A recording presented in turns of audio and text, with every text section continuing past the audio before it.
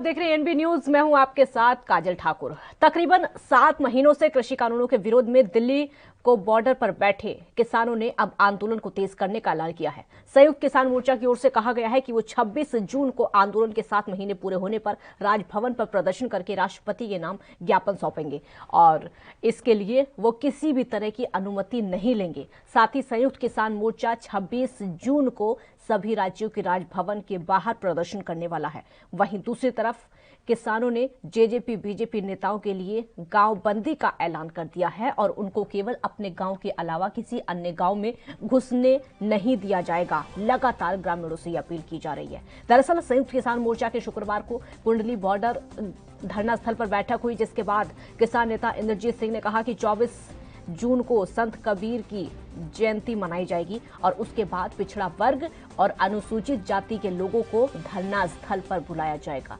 26 जून को खेती बचाओ लोकतंत्र बचाओ दिवस मनाया जाएगा। इसके साथ ही प्रदेश के राजभवन पर प्रदर्शन किया जाएगा और राष्ट्रपति के नाम ज्ञापन सौंपा जाएगा। किसान नेताओं का कहना है कि जिस तरह से महिलाओं की शिकायतें आ रही हैं, उसको देखते हुए शनिवार तक महिला समिति का गठन कर दिया जाएगा और उसका नंबर सार्वजनिक किया जाएगा।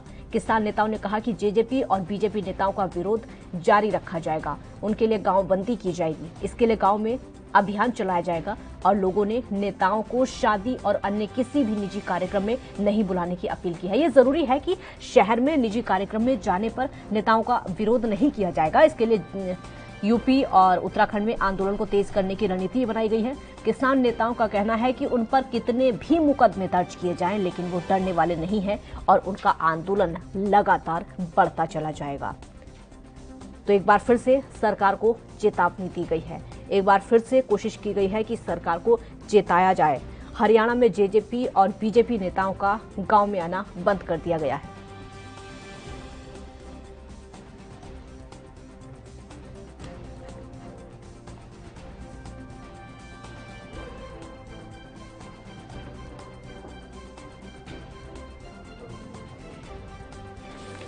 तो तकरीबन 7 महीनों का वक्त गुजर चुका है। कृषि कानूनों के विरोध में दिल्ली के बॉर्डर पर किसान बैठे हुए हैं, लगातार आंदोलन कर रहे हैं। संयुक्त किसान मोर्चा की ओर से कहा गया है कि 26 जून को आंदोलन के 7 महीने पूरे होने पर राजभवन पर प्रदर्शन करके राष्ट्रपति के नाम ज्ञापन सौंपेंगे। इसके लिए वो किसी भी तरह की अनुमति नहीं लेंगे।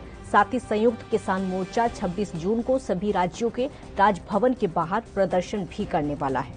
वहीं दूसरी तरफ किसानों ने जेजेपी बीजेपी नेताओं के लिए गांव बंदी का ऐलान किया है और उनको केवल अपने गांव के अलावा किसी अन्य गांव में घुसने नहीं देने की अपील की गई है।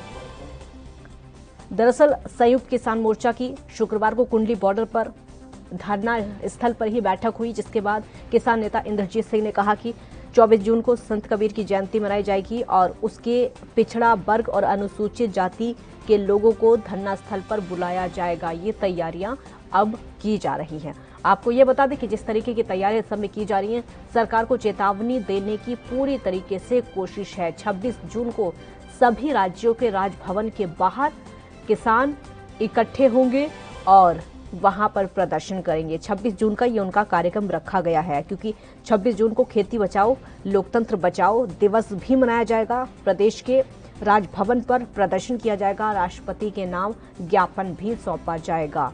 देश भर में प्रदर्शन करने की तैयारी एक बार फिर से दिखाई दे रही है। 26 जून को 7 महीने पूरे होने पर, क्योंकि 7 महीने का वक्त लगभग पूरा होने वाला है, इसीलिए राजभवन पर प्रदर्शन करेंगे किसान। वहां पर राष्ट्रपति के नाम ज्ञापन सौंपेंगे। उसके अलावा अलग अलग राज्यों में भी राजभवन के बाहर प्रदर्शन किया जाएगा। आपको ये बता दें कि जो महिलाओं की शिकायतें आ रही है, किसानों की तरफ से कहा जा रहा है कि उन शिकायतों को देखते हुए एक महिला समिति का गठन कर दिया जाएगा, जिसके चलते अब वो जो शिकायतें हैं उन नंबरों को सार्वजनिक किया जाएगा, ताकि जो नंबर है वो सार्वजनिक हो, कोई भी उस पर अपनी शिकायत दर्ज करा सके।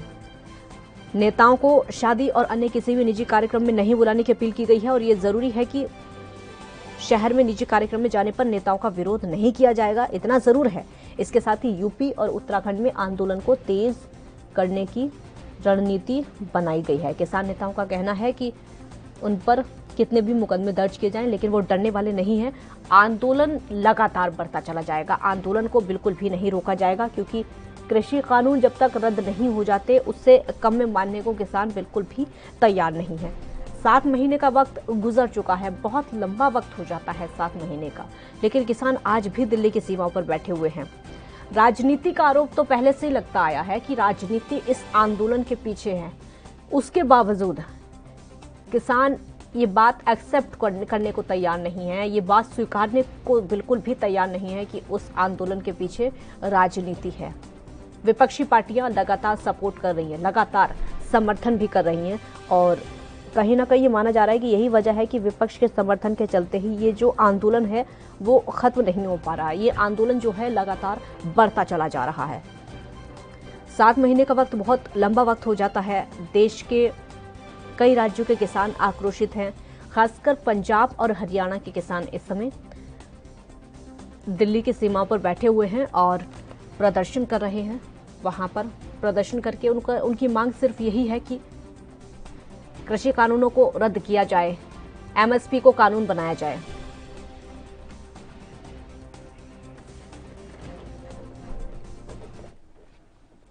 डंपी पहलवान किसान नेता इस समय हमारे साथ जुड़ चुके हैं। डंपी पहलवान जी, बहुत स्वागत है आपका एएनपी न्यूज पर।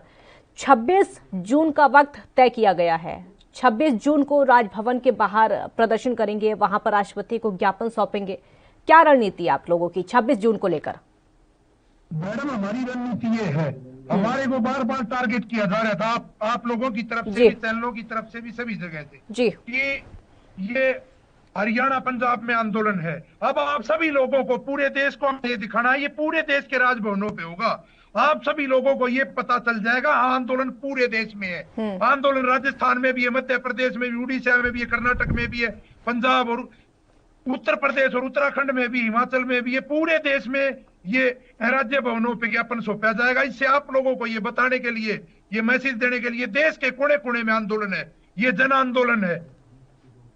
देश के कोने कोने में आंदोलन की आप बात कर रहे हैं। एक तो ये है कि राजभवन के बाहर प्रदर्शन किया जाएगा, वहां राष्ट्रपति को ज्ञापन सौंपा जाएगा, लेकिन दूसरी रणनीति ये भी है कि अलग अलग राज्यों में भी राजभवन के बाहर प्रदर्शन किया जाएगा। अगर कोई अनहोनी होती है, अगर कोई दिक्कत होती है, कोई उपद्रव होता है तो हाँ जी बताइए। काजल जी, मैं आपको यही तो बता रहा था कि पहले आप लोग कहते थे ये हरियाणा पंजाब का आंदोलन है। अब आप लोग देखोगे ना, ये राजस्थान में भी राजभवन पे सौंपा जाएगा, ये कर्नाटक में भी, मध्य प्रदेश में भी, उड़ीसा में भी, तमिलनाडु में भी, केरला में भी, ये पूरे देश में एक बहुत अच्छा प्रदर्शन होगा। आप लोगों को ये भी पता चलेगा कि इस देश के हर कोने कोने में आंदोलन है। इस देश का पूरा किसान वर्ग हमारी सरकार से नाराज है। अब ये समझ के चलें कि सरकार से बात नहीं बन पा रही है, इसीलिए राष्ट्रपति तक पहुंचना पड़ रहा है किसानों को। देखो, पहले ये कहते थे प्रधानमंत्री जी एक कॉल की दूरी है, और अब मैं आपको ये बताना चाहता हूं, हमने अपनी तरफ से खुद लिखित में लेटर दे दिया। लिखित से बड़ी मैडम कोई चीज नहीं होती। अब जी हम बात करना चाह रहे हैं, प्रधानमंत्री जी का ये तानाशाह रवैया ये देश के लिए बहुत घातक है। तब एक किसान ने पहल की है जी, हमारे से बात की जाए, किसान ने लिखित में लेटर दे दिया। तो ये इतना तानाशाह रवैया इस देश के हक में नहीं है, और ये बहुत ही गलत बात है। एक अन्नदाता की इतनी बड़ी अनदेखी, और वो बार बार कह रहे थे कि एक कॉल की दूरी है। वो हमारे देश के राजा हैं, उनका ये व्यवहार देश के प्रति बिल्कुल निंदनीय है कि किसान उनसे सरकार से बात करने के लिए तैयार। हमारे से कोई भी बात करे, सरकार में बैठा कोई भी आदमी बात करे, हम बात करने के लिए तैयार है। हमने लिखित में दे दिया, हमारा मामला सुलझना चाहिए मैडम। ये उसमें कोई भी सरकार में बहुत प्रधानमंत्री जी बिल्कुल एक ब्रेक के लिए यहाँ पर रुकना होगा, आपको रोकूंगी, और ब्रेक के बाद कुछ और सवाल होंगे जिनका जवाब किसानों से भी लेंगे और सरकार से भी लेंगे। छोटा सा ब्रेक।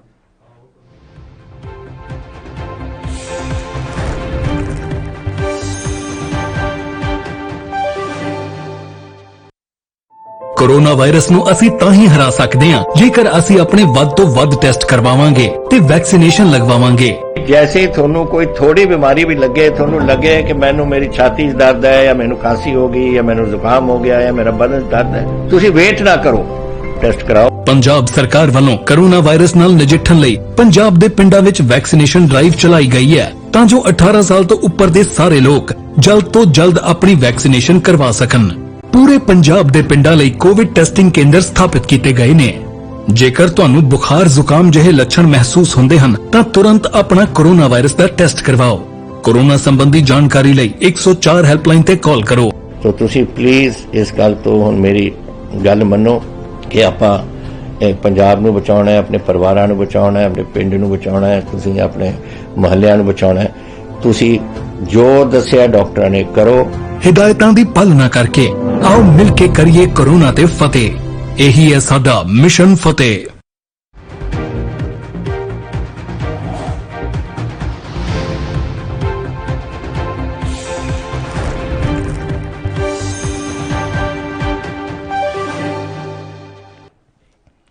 ब्रेक के बाद एक बार फिर स्वागत है आपका। 26 जून का वक्त तय किया गया है किसानों की तरफ से कि अब राजभवन पर जाकर वो प्रदर्शन करेंगे। डंपी जी, एक और मेरा सवाल है, उसका आप जवाब दीजिए। और सवाल जो है ये हरियाणा से जुड़ा हुआ है, क्योंकि अब गांव बंदी कर दी गई है बीजेपी और जेजेपी के नेताओं के लिए। अब किसान उन नेताओं को घर में नहीं घुसने देंगे, क्या समझे इसके पीछे?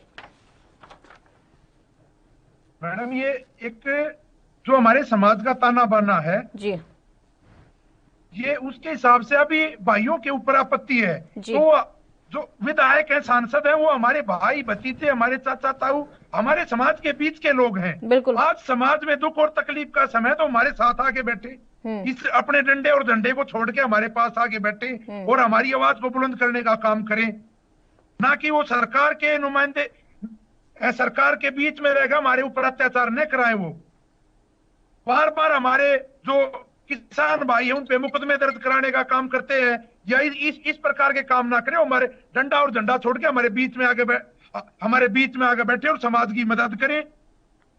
नहीं, लेकिन डंपी जी, अब उससे क्या होगा? आप लोगों ने गांव बंदी कर दी गई है। अब जेजेपी और बीजेपी के नेता जो है, ठीक है, चुने हुए तो हैं। हाँ, वो ठीक है, आपके अच्छी बात है, आपके चुने हुए प्रतिनिधि हैं, वो प्रतिनिधि हैं, आपके चुने हुए हैं, ये अच्छी बात है। लेकिन ठीक है, वो चुने हुए हैं, ठीक है, आवाज उठाने का काम बिल्कुल बिल्कुल बिल्कुल, वो आपके चुने हुए हैं, प्रतिनिधि हैं, ये अच्छी बात है। लेकिन गांव में आने पर प्रतिबंध लगा देना, इससे हासिल क्या होगा? पहले ये बताइए, क्या इससे कृषि कानून रद्द हो जाएंगे या फिर जल्दी सुन लिया जाएगा मांगों को? डंपी जी, आवाज सुन पा रहे हैं आप मेरी? लगता है आवाज उन तक नहीं पहुंच पा रही। दोबारा संपर्क करने की कोशिश करेंगे, लेकिन एक ब्रेक के लिए यहां पर रुकना होगा। जल्द हाजिर होंगे और ब्रेक के बाद किसान नेताओं से ही सवालों के जवाब चाहिए। छोटा सा ब्रेक।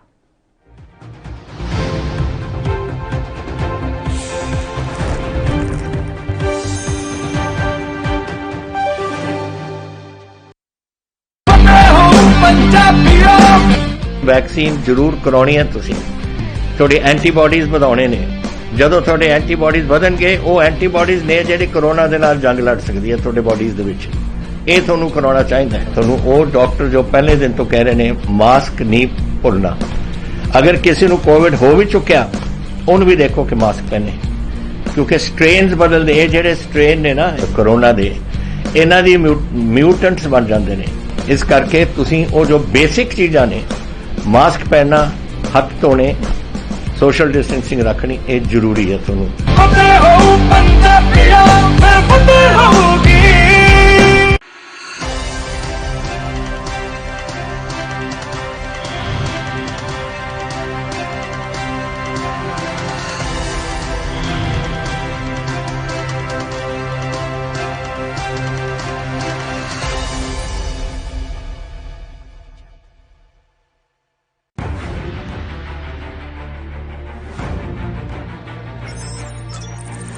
खबर चाहे सियासत की हो या सरकार की,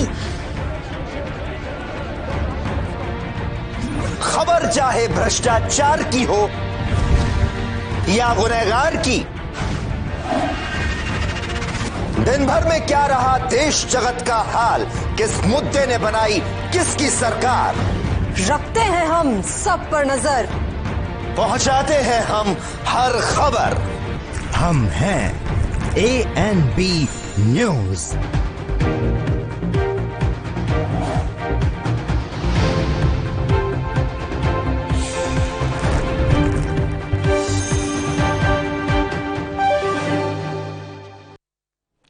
ब्रेक के बाद एक बार फिर स्वागत है आपका। तो किसानों की नई रणनीति एक बार फिर से सामने आ चुकी है। अब किसानों का जो प्रदर्शन है एक बार फिर से उग्र रूप लेगा। हमने देखा था कि बेदम होने वाला था किसानों का आंदोलन, जैसे जैसे कोरोना की दूसरी लहर चलती गई। कोरोना की दूसरी लहर लगभग समाप्त होने के कगार पर है, लेकिन अब किसानों का जो आंदोलन है वो एक बार फिर से हुंकार भर रहा है, वो एक बार फिर से दम भर रहा है।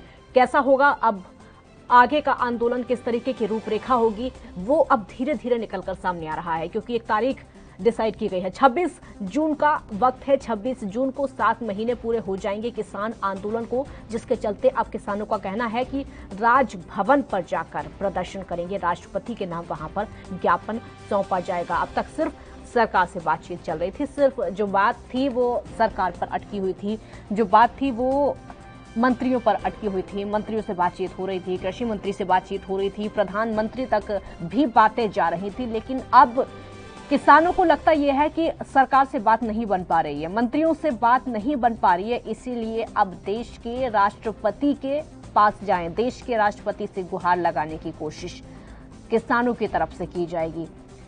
हमारे साथ अभी किसान नेता भी जुड़े हुए थे, उनका साफ तौर पर कहना है कि अब यही होगा, क्योंकि कोई और विकल्प नहीं बचा हुआ है। जहां तक गांवबंदी की बात है, उसका मतलब यह है कि जो नेता हैं, जो मंत्री हैं, वो जनप्रतिनिधि हैं, यानी जन के द्वारा चुने हुए हैं। लोगों ने उनको वोट दिया है, तभी उनको चुना गया है, तभी वो प्रतिनिधि बने हैं। यानी उनका काम है लोगों की सुरक्षा करना, लोगों के काम में आना, तभी उनको सत्ता की कुर्सी तक पहुंचाया गया। लेकिन अगर ऐसा नहीं होता है तो किसान आक्रोशित हैं, किसानों ने गांवबंदी कर दी है। एक ब्रेक के लिए यहां पर रुकेंगे, जल्द हाजिर होंगे।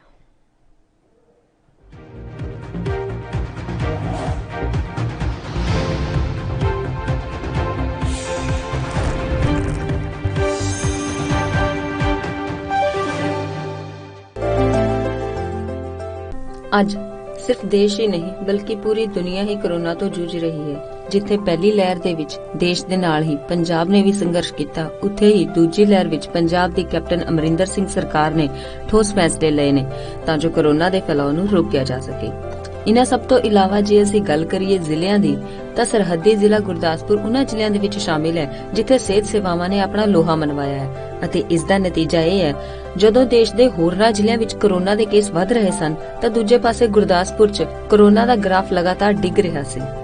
ਦਰਅਸਲ ਗੁਰਦਾਸਪੁਰ ਜ਼ਿਲ੍ਹੇ 'ਚ ਕਰੋਨਾ ਤੋਂ ਨਿਪਟਣ ਲਈ ਪੰਜਾਬ ਸਰਕਾਰ ਦੇ ਹੁਕਮਾਂ ਅਨੁਸਾਰ ਸਿਹਤ ਵਿਭਾਗ ਵੱਲੋਂ ਠੋਸ ਕਦਮ ਚੁੱਕੇ ਗਏ ਨੇ। ਇੱਥੇ ਸਿਹਤ ਵਿਭਾਗ ਵੱਲੋਂ 13 ਆਈਸੋਲੇਸ਼ਨ ਵਾਰਡ ਬਣਾਏ ਗਏ, ਜਿੱਥੇ ਸਰਕਾਰੀ, ਪ੍ਰਾਈਵੇਟ ਤੇ ਆਰਮੀ ਹਸਪਤਾਲਾਂ 'ਚ 265 ਆਕਸੀਜਨ ਬੈੱਡ ਲਗਾਏ ਗਏ ਨੇ। ਜ਼ਿਲ੍ਹੇ ਵਿੱਚ ਵੈਕਸੀਨੇਸ਼ਨ ਦਾ ਕੰਮ ਵੀ ਜਾਰੀ ਹੈ ਅਤੇ ਲੋਕ ਵੀ ਟੀਕਿਆਂ ਨੂੰ ਲੈ ਕੇ ਆਪਣੀ ਰਜਿਸਟ੍ਰੇਸ਼ਨ ਕਰਵਾ ਰਹੇ ਨੇ।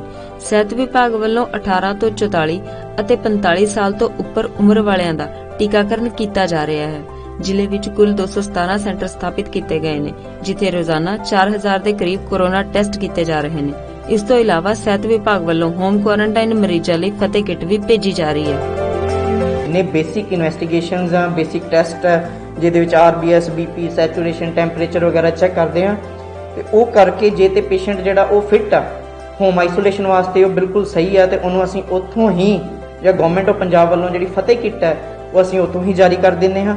ਤੇ ਜੇ ਕੋਈ ਪੇਸ਼ੈਂਟ ਥੋੜਾ ਅਨਫਿਟ ਜਾਂ ਅਨਸਟੇਬਲ ਸਾਨੂੰ ਲੱਗਦਾ, ਉਸ ਨੂੰ ਅਸੀਂ ਐਡਮਿਟ ਕਰਕੇ ਆਈਸੋਲੇਸ਼ਨ ਵਾਰਡ ਦੇ ਵਿੱਚ ਹੀ ਇੱਥੇ ਰੱਖ ਲੈਂਦੇ ਆ ਤੇ ਉਹਨਾਂ ਦਾ ਜੋ ਪ੍ਰੋਪਰ ਟ੍ਰੀਟਮੈਂਟ ਹੈ ਜਿਹੜਾ as per protocol ICMR guideline ਦੇ ਮੁਤਾਬਕ ਉਹ ਜਿਹੜਾ ਅਸੀਂ ਕਰਦੇ ਆ। ਸਿਰਫ ਗੁਰਦਾਸਪੁਰ ਦੇ ਸ਼ਹਿਰੀ ਖੇਤਰਾਂ 'ਚ ਹੀ ਨਹੀਂ ਸਗੋਂ ਪੇਂਡੂ ਖੇਤਰਾਂ ਵਿੱਚ ਵੀ ਸਿਹਤ ਵਿਭਾਗ ਵੱਲੋਂ ਲਗਾਤਾਰ ਸੈਂਪਲਿੰਗ ਕੀਤੀ ਜਾ ਰਹੀ ਹੈ ਤੇ ਵੈਕਸੀਨੇਸ਼ਨ ਦਾ ਕੰਮ ਵੀ ਜਾਰੀ ਹੈ।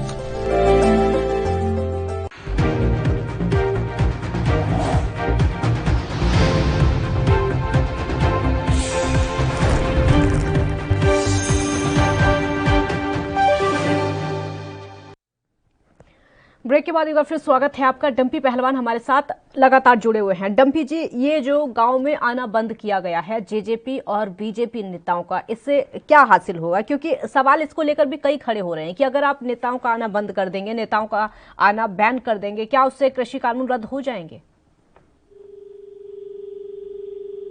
डंपी जी, सुन पा रही मेरी आवाज? लगता है आवाज उन तक नहीं पहुंच पा रही है। दोबारा संपर्क करने की कोशिश उनसे करेंगे, क्योंकि ये किसानों का नया फैसला है एक बार फिर से दम भरने की कोशिश किसान आंदोलन कर रहा है। एक बार फिर से हुंकार भरने की कोशिश किसान आंदोलन कर रहा है। देश में एक मुद्दा जो कि बना रहता है, हमने इससे पहले देखा था कि शाहीन बाग का मुद्दा लगातार बना हुआ था। कोरोना काल के चलते जैसे ही कोरोना की पहली लहर आई तो वो मुद्दा खत्म हो गया था, लेकिन जब दूसरी लहर आई, दूसरी लहर से पहले ही किसान आंदोलन की शुरुआत हो गई थी, जब विकराल रूप धारण कर लिया था। क्योंकि इसको नहीं नकारा जा सकता, ये सभी मानते इस बात को कि जो दूसरी लहर वो पहली लहर से कहीं ज्यादा खतरनाक थी। इसके बावजूद किसान दिल्ली की सीमाओं से नहीं हटे। अब दूसरी लहर खत्म होने की ही कगार पर है, लेकिन किसान फिर भी उठने का नाम नहीं ले रहे हैं। अब धीरे धीरे इस लड़ाई को और ज्यादा तेज करने की तैयारी हो रही है। 7 महीने का वक्त गुजर चुका है। बहुत बड़ा वक्त होता है, बहुत लंबा वक्त होता है 7 महीने का, जो किसान बैठे हुए हैं।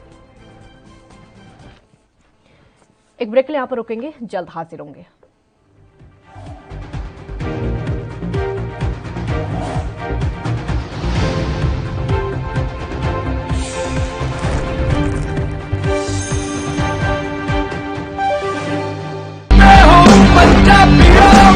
रूरल कोरोना वॉलंटियर्स कह के एक 7 ਬੰਦਿਆਂ ਦਾ ਗਰੁੱਪ ਹਰ ਪਿੰਡ ਦੇ ਵਿੱਚ ਬਣਾਇਆ ਜਾਏ। ਉਹ 7 ਮੈਂਬਰ ਦਾ ਗਰੁੱਪ ਆਪਣੇ ਪਿੰਡਾਂ ਦੇ ਵਿੱਚ ਘੁੰਮੇ ਔਰ ਇਹਦੇ ਵਿੱਚ ਉਹਨਾਂ ਨੂੰ ਐਮਫਸਾਈਜ਼ ਕਰਨਾ ਚਾਹੀਦਾ ਹੈ, ਟੈਸਟ ਕਰੋ ਜੈਸੇ ਮੈਂ ਤੁਹਾਨੂੰ ਦੱਸਿਆ।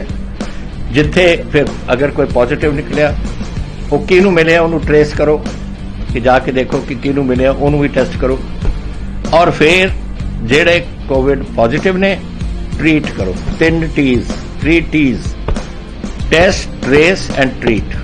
ਇਹ ਚੀਜ਼ਾਂ ਅਗਰ ਆਪਾਂ ਕਰ ਸਕੀਏ ਤਾਂ ਤੁਸੀਂ ਦੇਖੋ ਇਹਦੇ ਚ ਆਪਣੇ ਪਿੰਡ ਔਰ ਮੁਹੱਲਿਆਂ ਚ ਕੰਟਰੋਲ ਆ ਸਕਦੀ ਹੈ। ਫਤਿਹ ਹੋ ਪੰਜਾਬੀਆਂ, ਫਿਰ ਫਤਿਹ ਹੋਊਗੀ।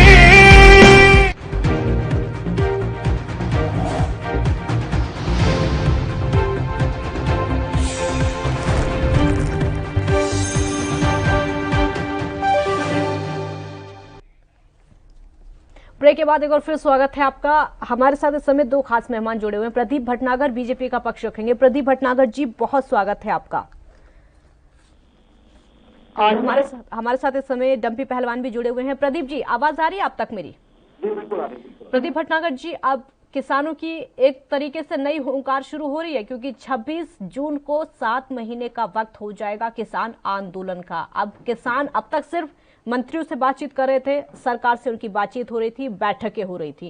अब 26 जून को राजभवन का घेराव करेंगे। क्या तैयारी सरकार की? देखिए, ये कोई तैयारी का विषय नहीं है, तो तैयारी सरकार करेगी। अगर आप आंदोलन कर रहे हैं और आप सच आंदोलन शुरुआत की थी आपने, जिसको आप पूर्ण रूप से राजनीतिक कर दिया है आपने।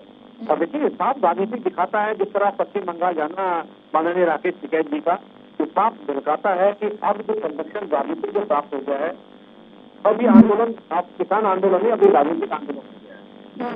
चलो जी, देखिए जिस तरह से अब ये हिंसावादी हो गया है, इधर पॉलिटिकल चीजें हरियाणा से हो या पंजाब से हो, पश्चिम बंगाल से हो, मैं पूछता हूँ मान्य राकेश टिकैत जी से, राकेश टिकैत जी के साथ जो रहते हैं बिल्कुल राइट और लेफ्ट समझ के, मैं तो उनसे सवाल करना चाहता हूँ। माननीय राकेश टिकैत जी पश्चिम बंगाल गए थे, वो सिंदूर के जो किसान थे उनके विषय में ममता बनर्जी से क्यों नहीं पूछा? आपने तो 9,500 हेक्टेयर जमीन जो आपने किसानों से टाटा नैनो के लिए दी। प्रदीप जी, आपकी बात पूरी करेंगे। एक ब्रेक के लिए यहाँ पर रुकना होगा, छोटा सा ब्रेक यहाँ पर लेते हैं, जल्द हाजिर होंगे।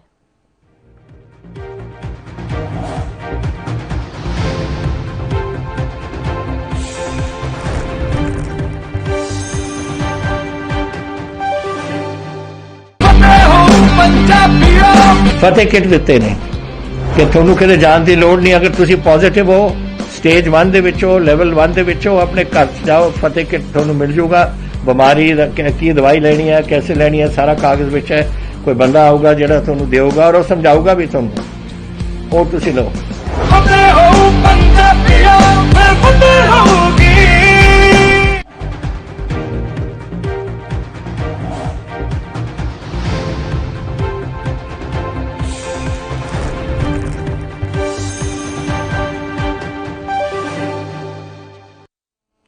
ब्रेक के बाद एक बार फिर स्वागत है आपका। तो किसान एक बार फिर से हुंकार भरने की कोशिश में हैं। प्रदीप भटनागर जी, संभालने की तैयारी क्या है? क्योंकि सिर्फ दिल्ली में राजभवन का घेराव नहीं होगा, हर राज्य में अब घेराव किया जाएगा। दिल्ली के हाईवे बंद कर रखे हैं, उत्तर प्रदेश जाने के लिए, हरियाणा जाने के लिए, पंजाब जाने के लिए, जम्मू कश्मीर जाने के लिए आप बिल्कुल। राकेश टिकैत क्या कुछ कह रहे हैं वो सुनवा देते हैं, आपको रोकूंगी। राकेश टिकैत को सुनवाते हैं। अगर किसी की आइडेंटिटी नहीं है तो कौन है, तो उनको पुलिस को बुलवाते हैं, उनकी निगरानी में उनसे पूछते हैं। बहुत ऐसे मामले आते हैं कि कहीं कहीं से आगे तो पुलिस को हमने बताया कि भाई ये संगीत है, आप इनको देखो, तो पुलिस ने उनको यहाँ से हटाया है। जो महिला है उनकी ही ये जी बताई थी कि जब उनकी मौत हुई, उनसे आपकी उनके परिवारजनों से, उनके पिता उनके मुलाकात हुई, हमने उनको बुलाया और संयुक्त मोर्चे ने उनसे बातचीत करी और हमने उनको कहा कि हम पूर्ण रूप से संयुक्त मोर्चा किसान संगठन आपके साथ में है। जो भी लड़की ने आपको बात बताई है उसके आधार पर आप तहरीर दो, हम आपके साथ में हैं। एक अंतिम सवाल, आप पश्चिम बंगाल दौरे पर लगातार ये भी सवाल उठ रहे हैं कि आप उस दौरे पर गए थे क्योंकि वो महिला जो है वो पश्चिम बंगाल से ही आती है, तो क्या आप उनके परिवार वालों से आखिर क्यों नहीं? वहाँ पे नहीं मिले, उनके परिवार से नहीं मिले। एक ही दिन का हमारा वो था तो नहीं मिले। तो उनके पिताजी यहाँ पे आए हैं, केस उनका यहाँ पे है यहाँ पे, और उसके मदर और फादर भी अलग अलग जगह रहते हैं उनके बंगाल में, वो भी एक जगह नहीं रहते, वे अलग अलग जगह रहते हैं। यही वजह है कि आप उनसे मुलाकात नहीं, पिताजी हमारे संपर्क में हैं और मदर उनकी दूसरी जगह कहीं रहती है, और पिताजी को पूर्ण रूप से हम सपोर्ट देंगे, उनको जो फाइनेंशियल वो होगी वो भी मदद करेंगे, और उनको पूर्ण रूप से हमने उनको आश्वस्त किया है, संयुक्त मोर्चे ने आश्वस्त किया है कि हम उसकी सब तरीके से उनकी मदद करेंगे।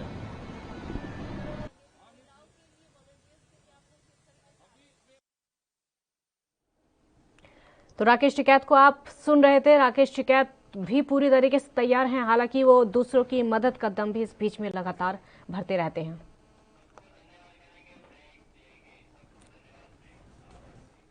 तो किसान आंदोलन की आवाजें एक बार फिर से आने लगी है, हुंकार एक बार फिर से किसान भरने लगे हैं। बहुत शुक्रिया डम्पी जी आपका, और प्रदीप भटनागर जी आपका भी बहुत बहुत शुक्रिया। एक छोटा सा ब्रेक यहां पर लेते हैं, जल्द हाजिर होंगे।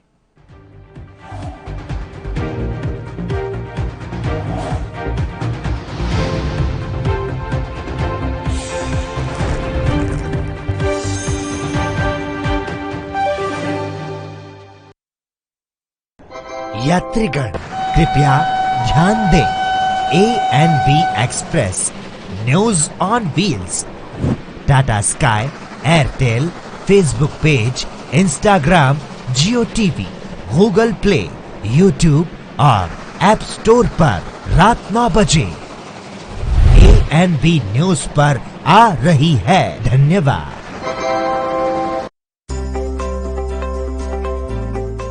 ਦੇਸ਼ ਦੇ ਨਾਲ ਹੀ ਪੂਰੇ ਪੰਜਾਬ ਵਿੱਚ ਵੀ ਕੋਰੋਨਾ ਵੈਕਸੀਨੇਸ਼ਨ ਮੁਹਿੰਮ ਪੂਰੇ ਜ਼ੋਰਾਂ ਤੇ ਹੈ। ਜਿੱਥੇ ਬਜ਼ੁਰਗ ਲਾਈਨਾਂ 'ਚ ਲੱਗ ਕੇ ਵੈਕਸੀਨ ਲਗਵਾ ਰਹੇ ਨੇ ਤੇ ਉੱਥੇ ਹੀ ਯੂਥ ਵੀ ਵੱਧ ਚੜ ਕੇ ਵੈਕਸੀਨ ਲਗਵਾਉਣ ਲਈ ਅੱਗੇ ਆ ਰਹੇ ਨੇ। ਜੇ ਅਸੀਂ ਹੁਣ ਤੱਕ ਦੀ ਗੱਲ ਕਰੀਏ ਤਾਂ ਪੰਜਾਬ ਵਿੱਚ 50 ਲੱਖ ਤੋਂ ਵੱਧ ਲੋਕਾਂ ਨੂੰ ਵੈਕਸੀਨ ਲੱਗ ਚੁੱਕੀ ਹੈ ਤੇ ਇਹ ਪੂਰੀ ਤਰ੍ਹਾਂ ਸੇਫ ਹੈ।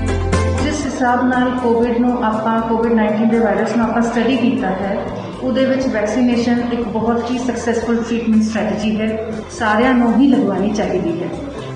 ਜਿੱਥੇ ਇੱਕ ਪਾਸੇ ਪੂਰੇ ਦੇਸ਼ ਦੇ ਨਾਲ ਹੀ ਪੰਜਾਬ ਵਿੱਚ ਵੀ ਵੈਕਸੀਨ ਲੱਗ ਰਹੀ ਹੈ ਤੇ ਉੱਥੇ ਹੀ ਦੂਜੇ ਪਾਸੇ ਕੁਝ ਲੋਕ ਵੈਕਸੀਨ ਨੂੰ ਲੈ ਕੇ ਅਫਵਾਹਾਂ ਉਡਾ ਰਹੇ ਨੇ, ਪਰ ਇਨ੍ਹਾਂ ਅਫਵਾਹਾਂ ਤੇ ਡਾਕਟਰਾਂ ਦੇ ਨਾਲ ਹੀ ਆਮ ਲੋਕਾਂ ਨੇ ਵੀ ਵੈਕਸੀਨ ਲਗਵਾ ਕੇ ਬ੍ਰੇਕ ਲਗਾਈ ਹੈ। ਅਫਵਾਹਾਂ ਤੋਂ ਬਚੋ, ਏਦਾਂ ਦੀ ਕੋਈ ਗੱਲ ਨਹੀਂ ਆ, ਅੱਗੇ ਵੱਧ ਕੇ ਇੰਜੈਕਸ਼ਨ ਲਵਾਉਣਾ ਚਾਹੀਦਾ। ਪਰ ਹੁਣ ਦੇਖ ਲਓ ਤੁਸੀਂ ਲਾਈਨਾਂ 'ਚ ਲੋਕੀ ਲੱਗੇ ਹੋਏ ਕਿ ਇੰਜੈਕਸ਼ਨ ਲਵਾ ਦਿਓ, ਪਰ ਉਹ ਪਾਗਲ ਥੋੜੀ ਜਿਹੜੇ ਲਾਈਨਾਂ 'ਚ ਲੱਗੇ ਹੋਏ ਆ ਇੰਜੈਕਸ਼ਨ ਲਵਾਉਣ ਨੂੰ। ਇਸੇ ਤਰ੍ਹਾਂ ਵੈਕਸੀਨ ਲਗਵਾ ਚੁੱਕੀ ਸੁਸ਼ਮਾ ਮੋਦਗਿਲ ਨਾਮ ਦੀ ਇੱਕ ਮਹਿਲਾ ਨੇ ਵੈਕਸੀਨ ਨੂੰ ਪੂਰੀ ਤਰ੍ਹਾਂ ਸੇਫ ਦੱਸਿਆ ਹੈ ਤੇ ਉਹਨਾਂ ਨੇ ਅਪੀਲ ਕਰਦੇ ਹੋਏ ਕਿਹਾ ਕਿ ਸਾਨੂੰ ਸਾਰਿਆਂ ਨੂੰ ਵੈਕਸੀਨ ਲਗਵਾਉਣੀ ਚਾਹੀਦੀ ਹੈ, ਕਿਉਂਕਿ ਇਸ ਨਾਲ ਸਾਡਾ, ਸਾਡੀ ਫੈमिली ਦਾ ਤੇ ਦੂਜਿਆਂ ਦਾ ਬਚਾਅ ਹੁੰਦਾ ਹੈ। मेरी लोगों से एक ही अपील है कि वैक्सीन जो है वो एक हमारा अधिकार है और इस अधिकार से हमें पीछे नहीं हटना चाहिए, ये हमें जरूर लगवानी चाहिए, क्योंकि इसी से हमारे यहाँ जो है बचाव है और बचाव में ही दूसरों का बचाव है। फर्स्टली हम जब खुद का बचाव करते हैं तभी हम अपनी फैमिली का बचाव करते हैं, और दूसरों के साथ जब हम मिलते हैं तो शायद इसमें दूसरे पर्सन को भी हम सेफ रखते हैं। ਜ਼ਿਕਰਯੋਗ ਹੈ ਕਿ ਵੈਕਸੀਨ ਦੀ ਪ੍ਰਮਾਣਿਕਤਾ ਨੂੰ ਸਿੱਧ ਕਰਨ ਲਈ ਖੁਦ ਕੈਪਟਨ ਅਮਰਿੰਦਰ ਸਿੰਘ ਵੈਕਸੀਨ ਦੀ ਦੋਨੋਂ ਡੋਜ਼ ਲਗਵਾ ਚੁੱਕੇ ਨੇ ਤੇ ਉਹਨਾਂ ਨੇ ਵੈਕਸੀਨ ਨੂੰ ਪੂਰੀ ਤਰ੍ਹਾਂ ਸੇਫ ਦੱਸਿਆ ਹੈ ਅਤੇ ਉਹਨਾਂ ਨੇ ਸਾਰਿਆਂ ਨੂੰ ਵੈਕਸੀਨ ਲਗਵਾਉਣ ਲਈ ਅਪੀਲ ਵੀ ਕੀਤੀ ਹੈ।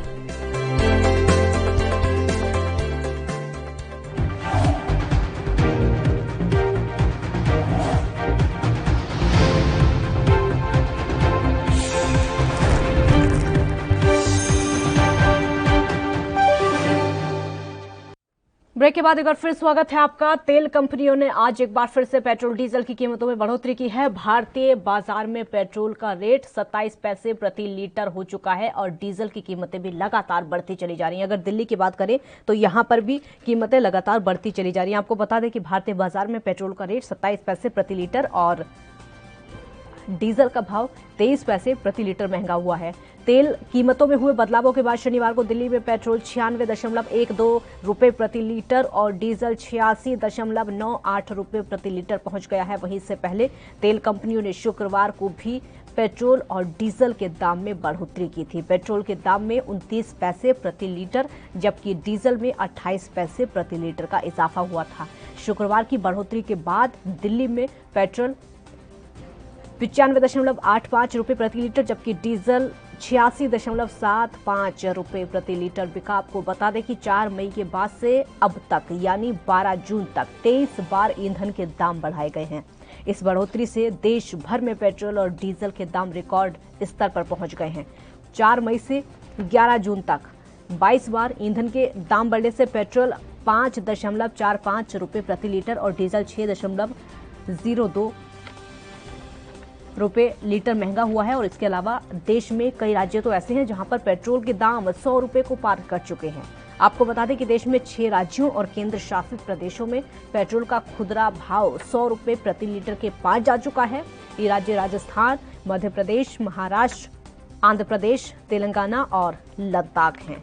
स्थानीय करों और मूल्य वर्धित जितनी भी दरें हैं उन करों की दरें अलग अलग होने के कारण ईंधन के दाम कई राज्यों में अलग अलग होते हैं। और वहीं दूसरी तरफ तेल की बढ़ती कीमतों को लेकर बीते दिन कांग्रेस ने देशव्यापी प्रदर्शन भी किया था। हालांकि ये प्रदर्शन उस तरह से सफल नहीं रहा जिस तरह से उनकी उम्मीदें थी। सिर्फ वो प्रदर्शन ही रहा, असर उसका नहीं हुआ। हालांकि सरकार इस प्रदर्शन को लेकर ना तो प्रदर्शन से पहले सीरियस थी और ना ही प्रदर्शन के दिन सीरियस दिखाई दी।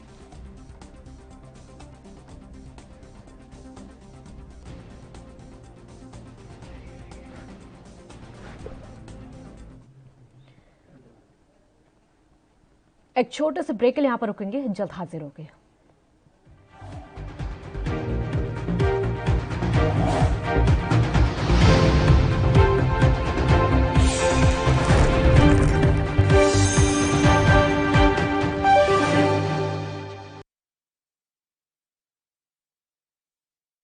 कोरोना वायरस ਨੂੰ ਅਸੀਂ ਤਾਂ ਹੀ ਹਰਾ ਸਕਦੇ ਹਾਂ ਜੇਕਰ ਅਸੀਂ ਆਪਣੇ ਵੱਧ ਤੋਂ ਵੱਧ ਟੈਸਟ ਕਰਵਾਵਾਂਗੇ ਤੇ ਵੈਕਸੀਨੇਸ਼ਨ ਲਗਵਾਵਾਂਗੇ। जैसे थोनू कोई थोड़ी बीमारी भी लगे, थोनू लगे कि मैनू मेरी छाती च दर्द है या मैनू खांसी हो गई या मैनू जुकाम हो गया या मेरा बदन दर्द है, तुसी वेट ना करो, टेस्ट कराओ। ਪੰਜਾਬ ਸਰਕਾਰ ਵੱਲੋਂ ਕੋਰੋਨਾ ਵਾਇਰਸ ਨਾਲ ਨਜਿੱਠਣ ਲਈ ਪੰਜਾਬ ਦੇ ਪਿੰਡਾਂ ਵਿੱਚ ਵੈਕਸੀਨੇਸ਼ਨ ਡਰਾਈਵ ਚਲਾਈ ਗਈ ਹੈ ਤਾਂ ਜੋ 18 ਸਾਲ ਤੋਂ ਉੱਪਰ ਦੇ ਸਾਰੇ ਲੋਕ ਜਲਦ ਤੋਂ ਜਲਦ ਆਪਣੀ ਵੈਕਸੀਨੇਸ਼ਨ ਕਰਵਾ ਸਕਣ। ਪੂਰੇ ਪੰਜਾਬ ਦੇ ਪਿੰਡਾਂ ਲਈ ਕੋਵਿਡ ਟੈਸਟਿੰਗ ਕੇਂਦਰ ਸਥਾਪਿਤ ਕੀਤੇ ਗਏ ਨੇ। ਜੇਕਰ ਤੁਹਾਨੂੰ ਬੁਖਾਰ ਜ਼ੁਕਾਮ ਜਿਹੇ ਲੱਛਣ ਮਹਿਸੂਸ ਹੁੰਦੇ ਹਨ ਤਾਂ ਤੁਰੰਤ ਆਪਣਾ ਕੋਰੋਨਾ ਵਾਇਰਸ ਦਾ ਟੈਸਟ ਕਰਵਾਓ। ਕੋਰੋਨਾ ਸੰਬੰਧੀ ਜਾਣਕਾਰੀ ਲਈ 104 ਹੈਲਪਲਾਈਨ ਤੇ ਕਾਲ ਕਰੋ। तो ਤੁਸੀਂ ਪਲੀਜ਼ ਇਸ ਗੱਲ ਤੋਂ ਹੁਣ ਮੇਰੀ ਗੱਲ ਮੰਨੋ ਕਿ ਆਪਾਂ ਪੰਜਾਬ ਨੂੰ ਬਚਾਉਣਾ ਹੈ, ਆਪਣੇ ਪਰਿਵਾਰਾਂ ਨੂੰ ਬਚਾਉਣਾ ਹੈ, ਆਪਣੇ ਪਿੰਡ ਨੂੰ ਬਚਾਉਣਾ ਹੈ, ਤੁਸੀਂ ਆਪਣੇ ਮੁਹੱਲਿਆਂ ਨੂੰ ਬਚਾਉਣਾ ਹੈ। ਤੁਸੀਂ ਜੋ ਦੱਸਿਆ ਡਾਕਟਰਾਂ ਨੇ ਕਰੋ। ਹਿਦਾਇਤਾਂ ਦੀ ਪਾਲਣਾ ਕਰਕੇ ਆਓ ਮਿਲ ਕੇ ਕਰੀਏ ਕੋਰੋਨਾ ਤੇ ਫਤਿਹ। ਇਹੀ ਹੈ ਸਾਡਾ ਮਿਸ਼ਨ ਫਤਿਹ।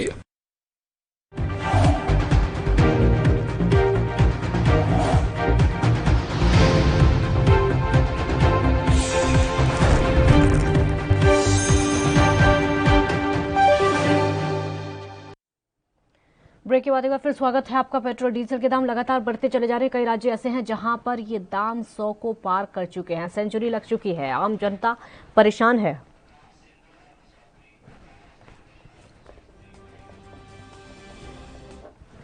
हमारे साथ इस समय आकाश जिंदल अर्थशास्त्री जुड़ चुके हैं। आकाश जिंदल जी, बहुत बहुत स्वागत है आपका ANB न्यूज पर। आकाश जिंदल जी, लगातार पेट्रोल डीजल के दाम बढ़ते चले जा रहे हैं। हम देख रहे हैं 4 मई के बाद से तो बहुत ज्यादा बढ़ चुके हैं। आम आदमी पूरी तरीके से परेशान है और कई राज्य तो ऐसे हैं जहां पर ये दाम 100 को पार कर चुके हैं। आपका पहला रिएक्शन?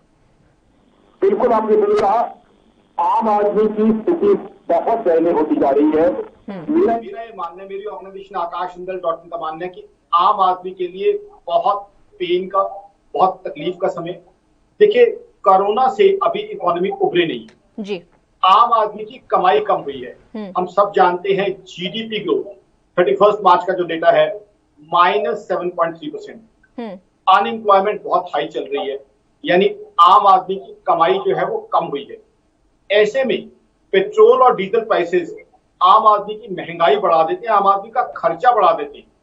बिकॉज आज पेट्रोल की बात करें, in Mumbai petrol prices are around 102 rupees. Mumbai is called the financial capital of this country. उसके अलावा बाकी कई शहरों में 100 रुपए से ऊपर पेट्रोल की प्राइसेस हो चुकी हैं। तो आम आदमी के लिए हालात क्या हो रहे हैं? आमदनी 98, खर्चा रुपए, उसकी कमाई कम होती जा रही है, उसके एक्सपेंसेस बढ़ते जा रहे हैं।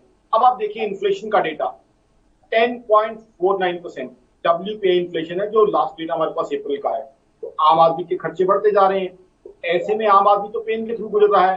ठीक है, मैं सरकारों का भी एंगल मानता हूं कि सरकार का खर्चा हुआ है कोविड के समय कंट्री को एक पेंडेमिक से फाइट करने में। The central government has spent money, but अब आम आदमी और सरकार की बैलेंस शीट में से सरकार को प्रेफरेंस किसको देनी चाहिए? आम आदमी को। तो मेरा यहाँ क्लियरली मानना है, the recommendation of my organisation Akash Jindal .in is very clear कि सेंट्रल गवर्नमेंट और स्टेट गवर्नमेंट्स को टैक्सेस कम करने चाहिए। हमारे बिल्कुल बिल्कुल, आपकी बात पूरी करेंगे। एक ब्रेक के लिए यहाँ पर रुकना होगा, छोटा सा ब्रेक यहाँ पर लेते हैं, जल्द हाजिर होंगे।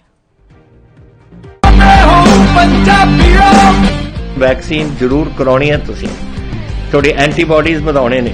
ਜਦੋਂ ਤੁਹਾਡੇ ਐਂਟੀਬਾਡੀਜ਼ ਵਧਣਗੇ, ਉਹ ਐਂਟੀਬਾਡੀਜ਼ ਨੇ ਜਿਹੜੀ ਕੋਰੋਨਾ ਦੇ ਨਾਲ ਜੰਗ ਲੜ ਸਕਦੀ ਹੈ ਤੁਹਾਡੇ ਬਾਡੀਜ਼ ਦੇ ਵਿੱਚ। ਇਹ ਤੁਹਾਨੂੰ ਕਰਾਉਣਾ ਚਾਹੀਦਾ ਹੈ। ਤੁਹਾਨੂੰ ਉਹ ਡਾਕਟਰ ਜੋ ਪਹਿਲੇ ਦਿਨ ਤੋਂ ਕਹਿ ਰਹੇ ਨੇ ਮਾਸਕ ਨਹੀਂ ਭੁੱਲਣਾ। ਅਗਰ ਕਿਸੇ ਨੂੰ ਕੋਵਿਡ ਹੋ ਵੀ ਚੁੱਕਿਆ, ਉਹਨੂੰ ਵੀ ਦੇਖੋ ਕਿ ਮਾਸਕ ਪਹਿਨੇ, ਕਿਉਂਕਿ ਸਟ੍ਰੇਨਸ ਬਦਲਦੇ। ਇਹ ਜਿਹੜੇ ਸਟ੍ਰੇਨ ਨੇ ਨਾ ਕੋਰੋਨਾ ਦੇ, ਇਹਨਾਂ ਦੀ ਮਿਊਟੈਂਟਸ ਬਣ ਜਾਂਦੇ ਨੇ। ਇਸ ਕਰਕੇ ਤੁਸੀਂ ਉਹ ਜੋ ਬੇਸਿਕ ਚੀਜ਼ਾਂ ਨੇ, ਮਾਸਕ ਪਹਿਨਣਾ, ਹੱਥ ਧੋਣੇ, सोशल डिस्टेंसिंग रखनी, ये जरूरी है।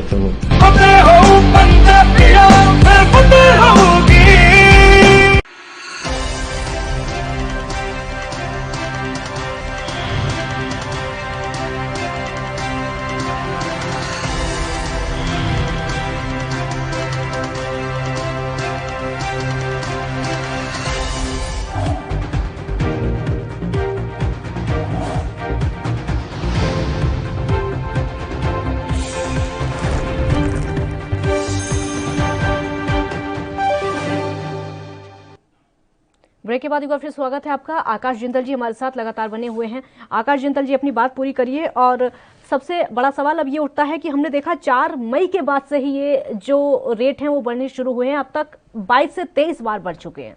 क्या लग रहा है इसके पीछे? देखिए, इंडिया में जो पेट्रोल और डीजल प्राइसेस है, उसके पीछे मेन कंपोनेंट है imported crude oil. We are importing around 75 to 80% of our crude oil.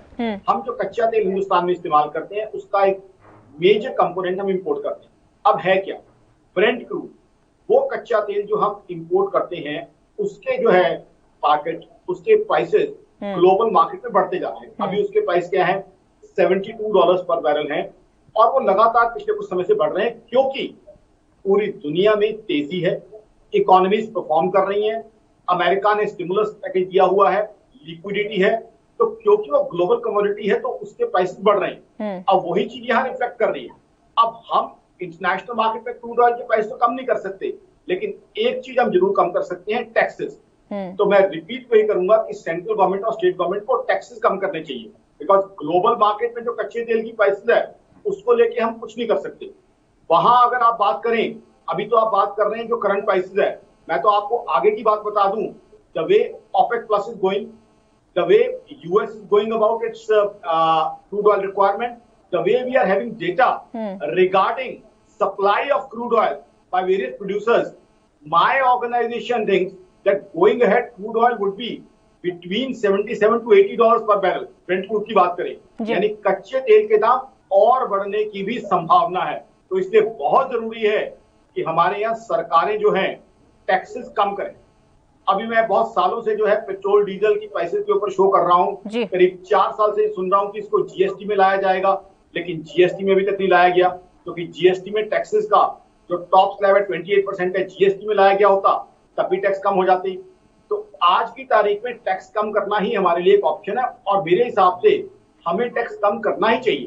देखिए आम आदमी के हालात क्या है, आम आदमी की जो है पिछले साल मार्च से लेके अभी तक वो एक तरीके से कोविड से फाइट कर रहा है। आप कोई बिजनेसमैन है, उसकी इनकम ड्रॉप हुई है, प्राइवेट सेक्टर में सैलरीज रिड्यूस हुई हैं, जो है उसके अलावा फैमिली इनकम रिड्यूस हुई है, जीडीपी ग्रोथ आपके सामने है -7.3%। जीडीपी ग्रोथ कम होने का मतलब क्या है, एक तरीके से कलेक्टिवली वो बता रहा है देश के लोगों की कमाई का क्या हाल है। फिर आप देखिए आज एक्सपेंडिचर, आप जो खाने में इस्तेमाल होते तेल हैं उनके प्राइसेस देखिए, आप सरसों का तेल कहाँ पहुंचा हुआ है, बाकी चीजें कहाँ पहुंची हुई है, सब्जियों के दाम कहाँ पहुंचे हुए हैं। तो आम आदमी को हमें इस समय रिलीफ देना बहुत बहुत जरूरी है। आप देखिए बेरोजगारी का डेटा, अनएम्प्लॉयमेंट डेटा बहुत हाई पहुंचा हुआ है। तो it's very pertinent, it's very important that we give relief to the common Indian. So reduction in taxes is something very very important. हाँ, मीडियम से लॉन्ग टर्म के लिए और भी चीजें होनी चाहिए, जैसे अब इंपोर्टेड क्रूड ऑयल से डिपेंडेंस हमारी कम होनी चाहिए। देखिए हमारी इकोनॉमी आज वर्ल्ड की 5th लार्जेस्ट इकोनॉमी है जी। आज की तारीख में हमारी सेंट्रल गवर्नमेंट की, हमारे प्राइम मिनिस्टर मोदी साहब की विजनरी जो है एफर्ट, जो विजनरी एफर्ट्स है, उसकी वजह से हमारी इकोनॉमी भी is the 5th largest economy in the world. तो आज की तारीख में जो 5th लार्जेस्ट इकोनॉमी है, इतनी बड़ी इकोनॉमी है, क्या इंपोर्टेड एनर्जी के बेस पर चलना चाहिए?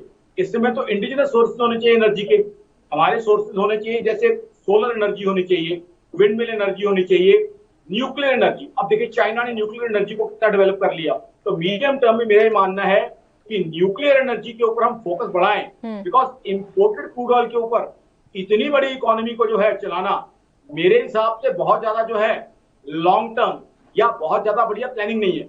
हमारे प्राइम मिनिस्टर मोदी साहब ने तो बहुत अच्छे विजन दिए हैं हमें, being a vocal for local and आत्मनिर्भर भारत। तो मेरा यह मानना है कि हमें फ्यूल में भी आत्मनिर्भर होना चाहिए, सेल्फ रिलायंस होना चाहिए।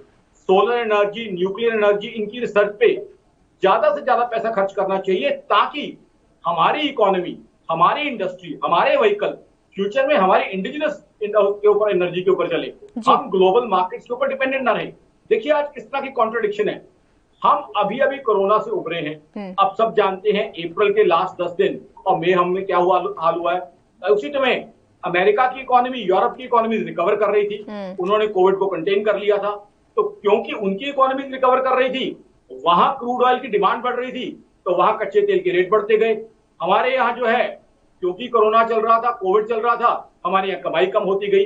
अब कम कमाई में हमें उनके बढ़े हुए कच्चे तेल के भाव हमारे कंज्यूमर को देने पड़ रहे हैं। अब ये कहाँ का इंसाफ है? क्यों? क्योंकि हम ग्लोबल क्रूड ऑयल के ऊपर डिपेंडेंट है, हम एक ग्लोबल एनर्जी के सोर्स के ऊपर डिपेंडेंट है। तो कहीं ना कहीं मीडियम से लॉन्ग टर्म में हमें एक ग्लोबल एनर्जी के सोर्स के ऊपर से अपनी जो है एक इंपोर्टेड, मैं कहूंगा एक इंपोर्टेड सोर्स ऑफ एनर्जी के ऊपर से डिपेंडेंस कम करनी होगी, खत्म करनी होगी, इंडिजिनस एनर्जी का सोर्स रखना होगा। जब हमारे प्राइम मिनिस्टर इतने अच्छे विजनरी आइडियाज दे रहे हैं, आत्मनिर्भर भारत, तो हमें बिल्कुल आपकी बात पूरी करेंगे, आपकी बात पूरी करेंगे। ब्रेक के लिए यहाँ पर रुकना होगा, छोटा सा ब्रेक यहाँ पर लेते हैं, जल्द हाजिर होंगे।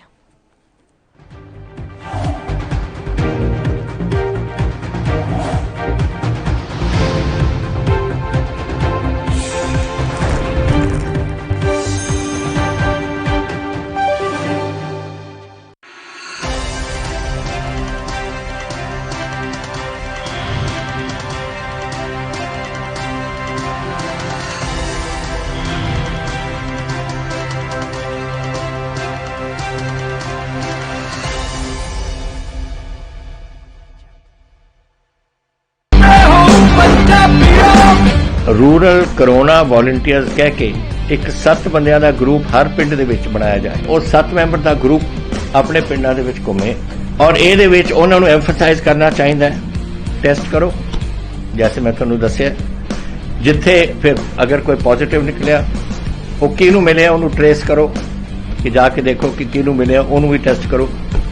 ਔਰ ਫਿਰ ਜਿਹੜੇ ਕੋਵਿਡ ਪੋਜ਼ਿਟਿਵ ਨੇ ट्रीट करो। 3 T's, 3 T's, test, trace and treat. ये चीज़ां अगर आप कर सकिए ਤਾਂ ਤੁਸੀਂ ਦੇਖੋ ਇਹਦੇ ਚ ਆਪਣੇ ਪਿੰਡ ਔਰ ਮੁਹੱਲਿਆਂ ਚ ਕੰਟਰੋਲ ਆ ਸਕਦੀ ਹੈ।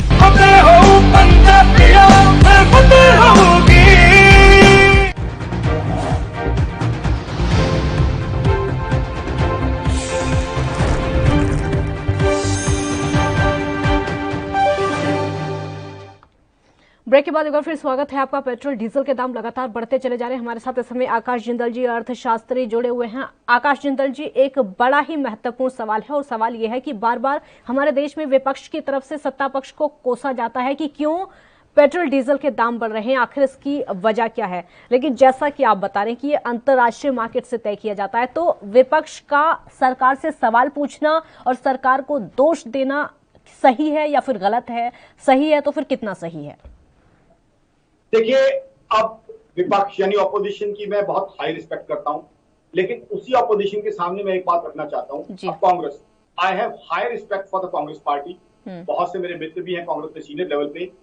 आज देखिए, जो टैक्सेस हैं वो सेंट्रल गवर्नमेंट भी चार्ज करती है, स्टेट गवर्नमेंट भी चार्ज करती है। अब कांग्रेस पार्टी तो पंजाब में है, राजस्थान में है, महाराष्ट्र में भी जो है असेंबली की बात की जाए, महाराष्ट्र सरकार में भी कांग्रेस का एक इंपॉर्टेंट हिस्सा है, मैं ये कहूंगा।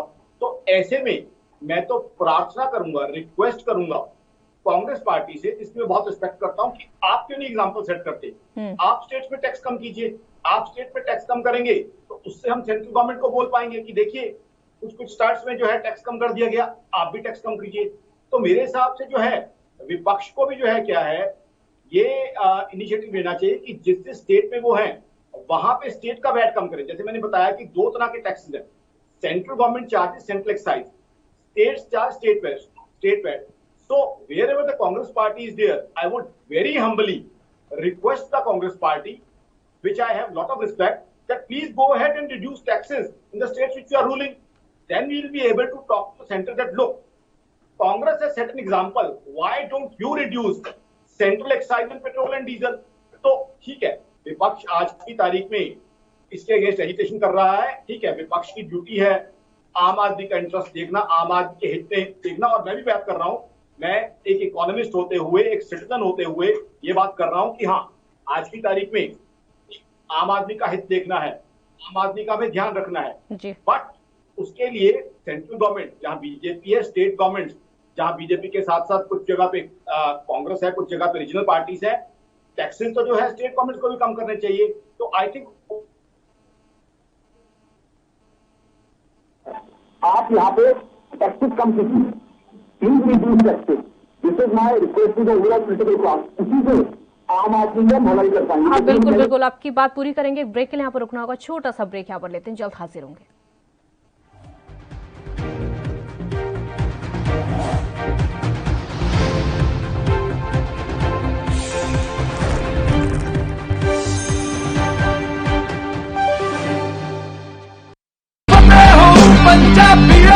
फतेह किट ਦਿੱਤੇ ਨੇ ਕਿ ਤੁਹਾਨੂੰ ਕਿਤੇ ਜਾਣ ਦੀ ਲੋੜ ਨਹੀਂ। ਅਗਰ ਤੁਸੀਂ ਪੋਜ਼ਿਟਿਵ ਹੋ, ਸਟੇਜ 1 ਦੇ ਵਿੱਚ ਹੋ, ਲੈਵਲ 1 ਦੇ ਵਿੱਚ ਹੋ, ਆਪਣੇ ਘਰ ਜਾਓ, ਫਤਿਹ ਕਿਟ ਤੁਹਾਨੂੰ ਮਿਲ ਜੂਗਾ। ਬਿਮਾਰੀ ਦਾ ਕੀ ਦਵਾਈ ਲੈਣੀ ਹੈ, कैसे ਲੈਣੀ ਹੈ, ਸਾਰਾ ਕਾਗਜ਼ ਵਿੱਚ ਹੈ। ਕੋਈ ਬੰਦਾ ਆਊਗਾ ਜਿਹੜਾ ਤੁਹਾਨੂੰ ਦੇਊਗਾ ਔਰ ਉਹ ਸਮਝਾਊਗਾ ਵੀ ਤੁਹਾਨੂੰ, ਉਹ ਤੁਸੀਂ ਲਓ।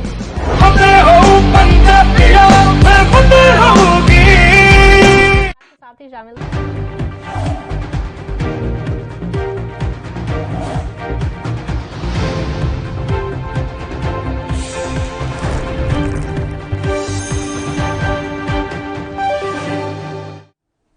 ब्रेक के बाद एक बार फिर स्वागत है आपका। हमारे साथ इस समय आकाश जिंदल जी जुड़े हुए हैं। आकाश जिंदल जी, जैसा कि आप कह रहे हैं कि सरकार टैक्स कम कर सकती है, टैक्स कम करने के अलावा सरकार के हाथ में और क्या होता है पेट्रोल डीजल के दाम करने में? अगर अंतर्राष्ट्रीय बाजार से सब कुछ निर्धारित किया जाता है, सब कुछ वहीं से फाइनल किया जाता है, टैक्स कम करना सरकार के हाथ में होता है, क्या इससे भी ज्यादा कोई राहत सरकार के हाथ में होती है जो पब्लिक को दी जा सकती है?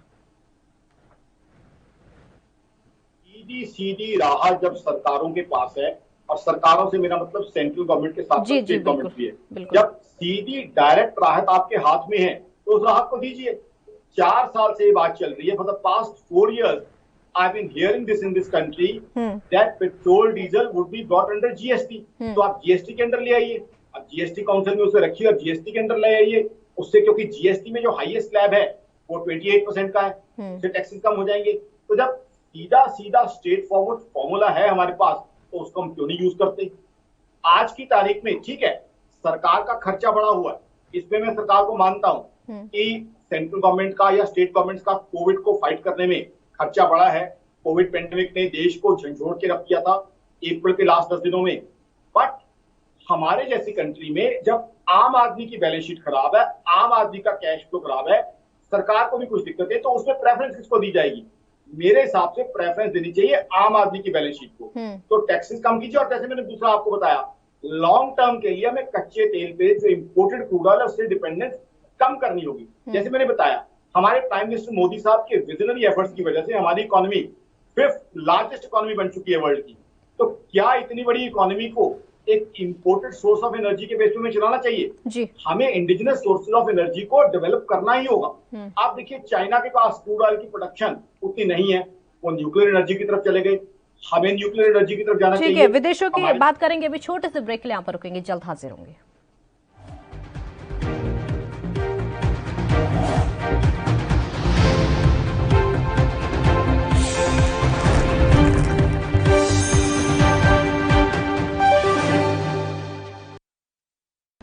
यात्रीगण कृपया ध्यान दें, ANV express news on wheels Tata sky, Airtel, Facebook page, Instagram, Jio TV, Google play, YouTube और ऐप स्टोर पर रात 9 बजे ANV न्यूज पर आ रही है। धन्यवाद।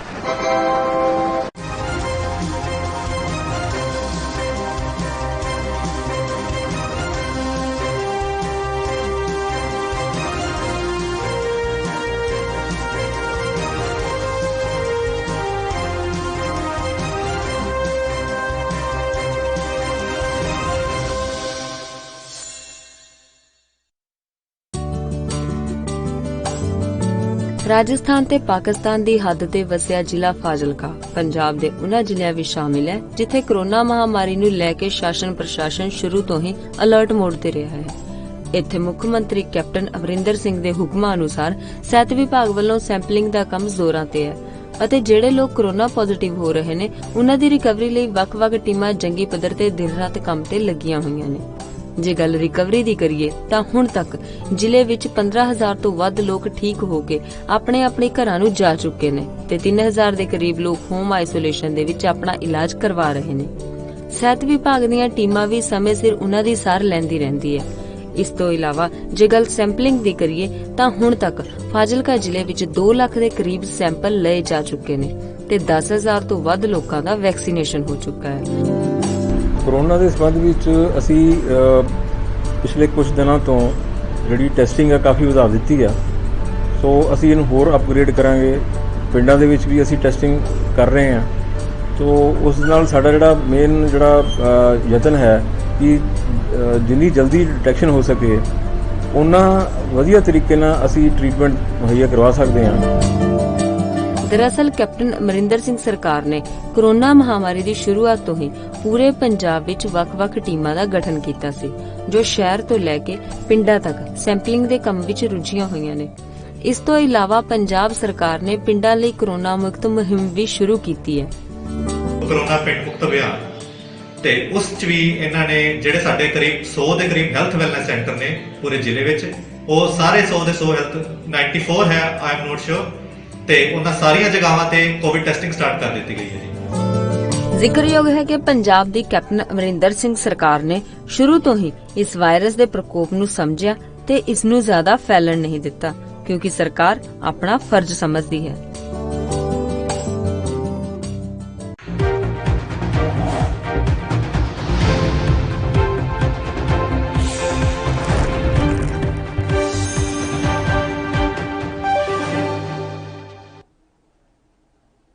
ब्रेक के बाद एक बार फिर स्वागत है आपका। तो पेट्रोल डीजल के दाम लगातार बढ़ते चले जा रहे हैं। कई राज्य ऐसे हैं जहां पर तेल के दाम 100 के पार अब तक हो चुके हैं। आकाश जिंदल जी हमारे साथ लगातार इस समय बने हुए हैं। आकाश जी, कई राज्य ऐसे हैं जहां पर दाम 100 को पार तो कर चुके हैं, लेकिन अभी आप विदेशों की बात कर रहे थे, वो बात आप पूरी करिए, क्योंकि दर्शकों के लिए ये जानना भी बेहद जरूरी है किस तरीके से, कहां से तेल के दाम तय किए जाते हैं। देखिए, आज की तारीख में दर्शकों को बता दूं, सबसे इंपॉर्टेंट है ब्रेंट क्रूड, वो कच्चा तेल जो हम इंपोर्ट करते हैं। अब जैसे मैंने बताया, हम तो कोविड की मार्च से गुजर रहे थे अप्रैल में, लेकिन विदेशों में ग्लोबल मार्केट्स में तेजी थी क्योंकि वहां कोविड नहीं था। वो कंट्रीज कोविड को फाइट कर चुके हैं, वहां पहले से वैक्सीनेशन हो चुकी है, तो इस वजह से वहां डिमांड बढ़ रही थी। इस वजह से ब्रेंट क्रूड, वो कच्चा तेल जो हम हिंदुस्तान में इस्तेमाल करते हैं, वो लगातार बढ़ते बढ़ते अब $72 पर बैरल से पार जा चुका है। यानी इंटरनेशनल मार्केट में क्रूड ऑयल के दाम बढ़ते जाते हैं। अब ऐसे में हमारे पास क्या ऑप्शन थी कि टैक्सेस कम करते, लेकिन हमारे यहाँ हम टैक्सेस कम नहीं कर रहे हैं। हमारे यहाँ central government high central excise charge कर रही है, स्टेट्स हाई वैट चार्ज कर रही है, तो कहीं ना कहीं ग्लोबल मार्केट्स का इम्पैक्ट है। जैसे मैंने बताया, we can't do anything with global crude oil prices. Global crude oil prices को लेकर हम कुछ नहीं कर सकते, वहां हमारा जो है कोई रोल नहीं है, वो जो है पूरी दुनिया तय करेगी। बट टैक्सेस तो हम तय कर सकते हैं ना, टैक्सेस तो हम रिड्यूस कर सकते हैं। दूसरा, जैसे मैंने बताया कि लॉन्ग टर्म के लिए ऑल्टरनेट सोर्स ऑफ एनर्जी अब हमें डेवलप करने पड़ेंगे। दूसरे जो है वैकल्पिक ऊर्जा के साधन हमें डेवलप करने पड़ेंगे, तभी जाके जो है हमारा इकोनॉमी ग्रो कर पाएगा। आज प्राइम मिनिस्टर मोदी साहब के विजनरी एफर्ट्स की वजह से हम 5th लार्जेस्ट इकोनॉमी है, गोइंग अहेड हम 3rd लार्जेस्ट इकोनॉमी बनेंगे। तो ऐसे में बहुत जरूरी है कि हम nuclear energy, solar energy, electric energy, इन चीजों को इस्तेमाल करें, तभी हम दुनिया की जो बाकी बड़ी इकोनॉमीज का मुकाबला करके उनको पीछे छोड़ पाएंगे। तो बहुत जरूरी है। आम आदमी के लिए आज तकलीफ बढ़ती जा रही है। अब आप देखिए डीजल प्राइसेस, अब किसान की बात हर पार्टी करती है, सारी पॉलिटिकल पार्टियां। Diesel is like lifeline, diesel is like life blood for our agriculture brother. Diesel के बिना तो हमारे किसान भाइयों के, हमारे अन्नदाता के ट्रैक्टर नहीं चलते, उनका काम डीजल के बिना नहीं चलता। जी देखिए उनके खर्चे कैसे बढ़े हुए हैं। बिल्कुल। अब हर व्यक्ति ने सब्जी तो खानी है, हर व्यक्ति ने चाय तो पीनी है। बिल्कुल। दूध और सब्जियां डीजल के ऊपर ट्रेवल करती हैं। अब डीजल के दाम बढ़ेंगे तो दूध और सब्जियों पे इम्पैक्ट आएगा। अब आप देखिए सरसों के तेल का क्या भाव हो रहा है। तो कहीं ना कहीं ओवरऑल महंगाई बढ़ती जा रही है। ठीक है, बिल्कुल बिल्कुल। वही आ जाती है बेसिक। जी जी। अगर कमाई बढ़ रही होती तो बढ़ती हुई महंगाई को आम आदमी टॉलरेट कर लेता, लेकिन कमाई तो कम होती जा रही है। बिल्कुल। अनएम्प्लॉयमेंट बढ़ती जा रही है, जो है जीडीपी ग्रोथ कम हो गई है। तो एक बिल्कुल, बहुत शुक्रिया। बिल्कुल आकाश जिंदल जी, बहुत शुक्रिया आपका हमारे साथ जुड़ने के लिए और इतनी सारी जानकारी देने के लिए दर्शकों को, क्योंकि पेट्रोल डीजल के दाम लगातार बढ़ते चले जा रहे हैं, रोजगार कम होता चला जा रहा है, लोगों की जेब में पैसा इस समय नहीं है, जिसकी वजह से अब पेट्रोल डीजल खरीदने में दिक्कतों का सामना करना पड़ रहा है। बहुत शुक्रिया आपका। देखते रहिए ANB न्यूज। नमस्कार।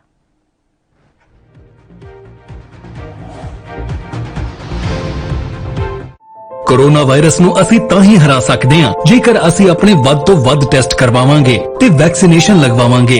जैसे ਤੁਹਾਨੂੰ ਕੋਈ ਥੋੜੀ ਬਿਮਾਰੀ ਵੀ ਲੱਗੇ, ਤੁਹਾਨੂੰ ਲੱਗੇ ਕਿ ਮੈਨੂੰ ਮੇਰੀ ਛਾਤੀ 'ਚ ਦਰਦ ਹੈ ਜਾਂ ਮੈਨੂੰ ਖਾਂਸੀ ਹੋ ਗਈ ਜਾਂ ਮੈਨੂੰ ਜ਼ੁਕਾਮ ਹੋ ਗਿਆ ਜਾਂ ਮੇਰਾ ਬਦਨ ਦਰਦ ਹੈ, ਤੁਸੀਂ ਵੇਟ ਨਾ ਕਰੋ, ਟੈਸਟ ਕਰਾਓ। ਪੰਜਾਬ ਸਰਕਾਰ ਵੱਲੋਂ ਕੋਰੋਨਾ ਵਾਇਰਸ ਨਾਲ ਨਜਿੱਠਣ ਲਈ ਪੰਜਾਬ ਦੇ ਪਿੰਡਾਂ ਵਿੱਚ ਵੈਕਸੀਨੇਸ਼ਨ ਡਰਾਈਵ ਚਲਾਈ ਗਈ ਹੈ ਤਾਂ ਜੋ 18 ਸਾਲ ਤੋਂ ਉੱਪਰ ਦੇ ਸਾਰੇ ਲੋਕ ਜਲਦ ਤੋਂ ਜਲਦ ਆਪਣੀ ਵੈਕਸੀਨੇਸ਼ਨ ਕਰਵਾ ਸਕਣ।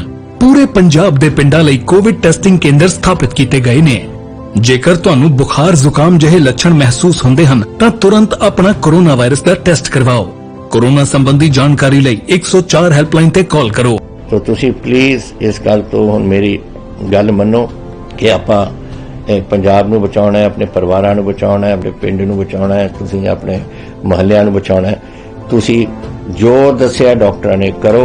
हिदायतां दी पालना करके आओ मिलके करिए कोरोना ते फतेह। यही है साडा मिशन फतेह।